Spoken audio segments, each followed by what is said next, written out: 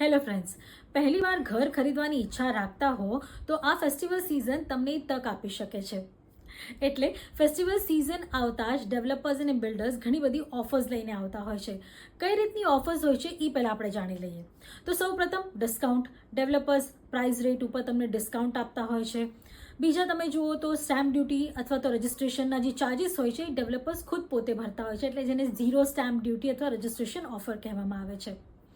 ત્યારબાદ તમે જો તો ઓફરમાં આવે છે ફ્રીબીઝ, જેમ કે કહી શકાય મોડ્યુલર કિચન હોય, ઘરમાં એસી હોય, ફર્નિચર હોય અથવા તો ઘણીવાર તો પાર્કિંગ પણ ફ્રીમાં મળી જતું હોય છે.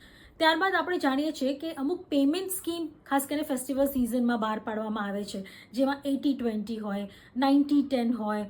ઘણીવાર કહેવાય છે ને કે પોઝેશન સુધી ઈએમઆઈ જે હોય છે એ ડેવલપર્સ ભરતા હોય છે. તો આ બધી સ્કીમ્સ ખાસ કરીને ફેસ્ટિવલ સિઝનમાં તમને જોવા મળે છે. પણ થોભી જાઓ, આ બધા ઓફર્સથી તમે અંજાઈ ન જતા. આ ઓફર્સ તમારા કામના છે કે નહીં એ પહેલાં ચકાસો. જેમ કે ડિસ્કાઉન્ટ તમને કેટલું મળી રહ્યું છે, આસપાસની બિલ્ડિંગમાં શું રેટ ચાલી રહ્યા છે અને તમને કયા રેટ પર ઘર મળી રહ્યું છે અને એના પર કેટલું ડિસ્કાઉન્ટ મળી રહ્યું છે એ ચકાસજો. સ્ટેમ્પ ડ્યુટી રજિસ્ટ્રેશન ખરેખર ડેવલપર ભરી રહ્યા છે કે એને પ્રાઇઝમાં તમારા એડ કરવામાં આવ્યું છે એની જાણકારી મેળવજો. ફ્રીબીઝ એટલે કે મોડ્યુલર કિચન હોય, એસી હોય, ફર્નિચર હોય, એની ખરેખર તમને જરૂર છે એની પહેલાં તપાસ કરજો, અથવા એના પર પણ તમને ડિસ્કાઉન્ટ મળી શકતું હોય તો પણ તમને લાભ થશે.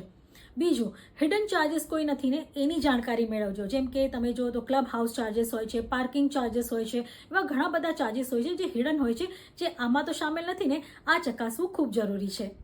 જ્યારે આપણે પહેલીવાર ઘર ખરીદતા હોઈએ ત્યારે આ બધી વસ્તુનું ધ્યાન રાખવું ખૂબ જરૂરી હોય છે અને ક્રોસ ચેક કરવું ઓલવેઝ બેટર.